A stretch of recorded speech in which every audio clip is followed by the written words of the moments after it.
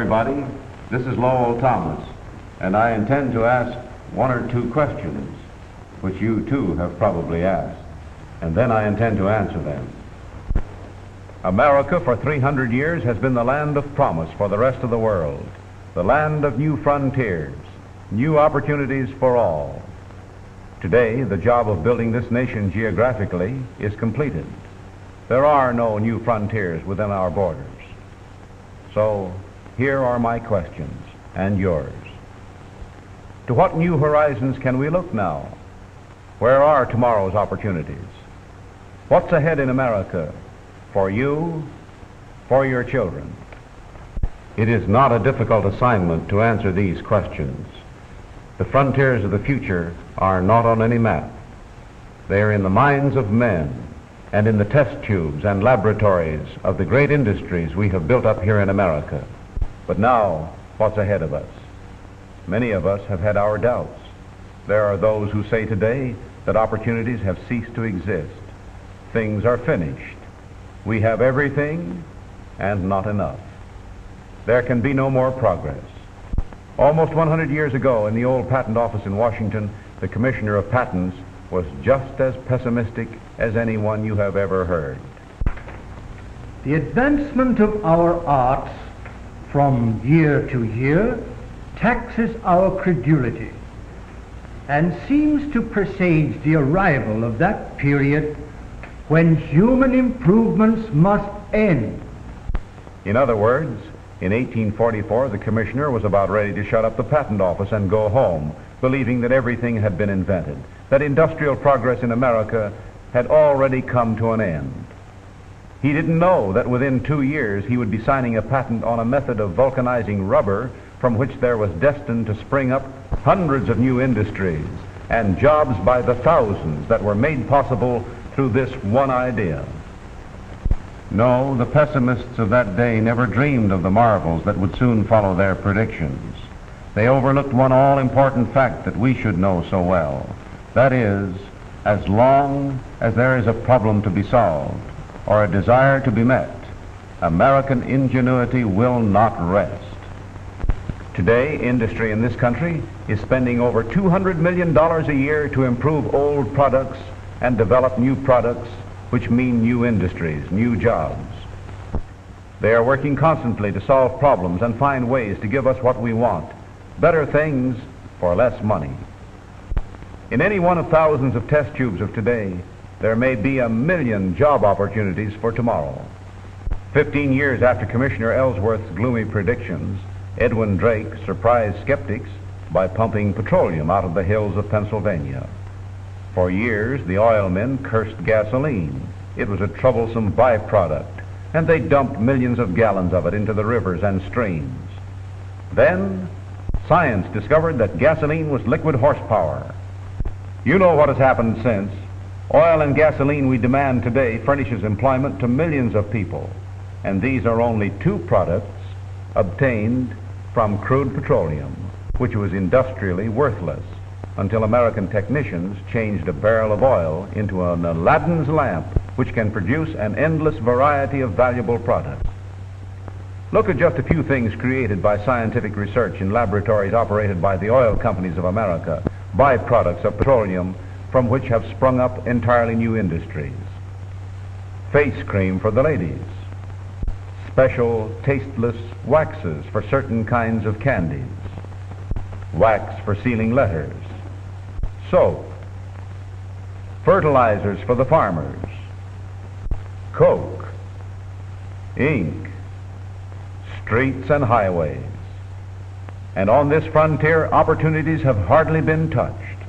But let's get out of the oil business and find out what's going on in other fields. I've been around a lot and talked with some of these research men, and they won't make predictions because they deal only in facts. But they're on their way to new ideas, new things that will astonish us when they are announced. For instance, one research man said recently, "There is one research that has been going on for a long time to find out why we can see through glass. You say it's transparent, but that's merely an adjective, not a reason. Engineers think they know what friction is, but actually they can't yet tell you what it is, any more than they can tell you what electricity is. In one big laboratory, they're trying to find out what makes grass green, and the answer to that question may keep us industrially busy for years. With automobile engines, we've just really started. The indication is that someday they will give us 300 miles to the gallon. And as for electric lights, well, so many improvements will come that'll make today's lighting look like the tallow candle age. We have discovered how to manufacture rubber from coal, limestone, salt, and water. From a product of cotton, we are spinning a filament finer than that of the silkworm. Out of air, water, and coal, we produce a fertilizer for which Americans formerly had to travel thousands of miles. In coal, we have found the colors of the rainbow and the perfumes of nature's sweetest flowers. Chemistry is creating new and more comfortable homes, giving you finer and yet vastly cheaper motor cars, better clothes, purer food, and sounder health. And what these laboratories promise in the way of a market for the farmer staggers the imagination. Today, just one great chemical company is the farmer's biggest single customer. It buys annually 16,500,000 pounds of cotton, the yield from 100,000 acres. 700,000 pounds of cottonseed oil, 36 million pounds of cotton linters, 36 million bushels of corn, 38 of wood pulp, 40 million gallons of molasses, 6,500,000 pounds of turpentine and rosin, and 23 million pounds of vegetable oils. These purchases in the aggregate represent the yield of over 4 million acres of farmlands, which would more than cover the whole state of New Jersey. And the chemical age is just dawning. Already, industry is making airplane propellers with sour milk as an ingredient, roads from cotton, and artificial leather from the same material. The time may come when the American farmer will grow a crop of automobile engines or rocking chairs. These few things, my friends, are only a hint of what American industry holds in the future. And remember, every time one of these infant industries clicks with the public, gives you what you want, presto, a new industry is created with new jobs and new payrolls. Here are just a few lusty infants. Unbreakable optical lenses for your glasses, television, gasoline from sea sand, rubies from peach pits, sponges from wood and cotton, artificial wool from cheese, but not with the holes, vinegar from coke and limestone, waste gases from the factory converted into antifreeze for your car. Sheep have been raised on chemicals from the laboratory. Plants grown without soil.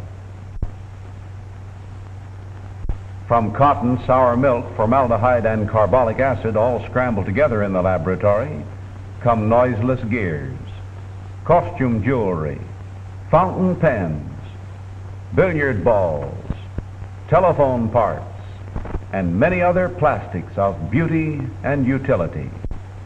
So maybe the moon is made of green cheese, and even if it isn't, the explorers of the research laboratories could probably find a way to do it. One thing is certain. It is these research activities sponsored by American industry that have brought us this far and will continue to create further progress for us. And the industrial scientists and engineers are the pioneers of present-day America, the creators of progress, of new industries and new jobs. Train your sights on the laboratories of American industry to see what's ahead. It's a bewildering future, all right, not because there are no new frontiers, but because there are so many.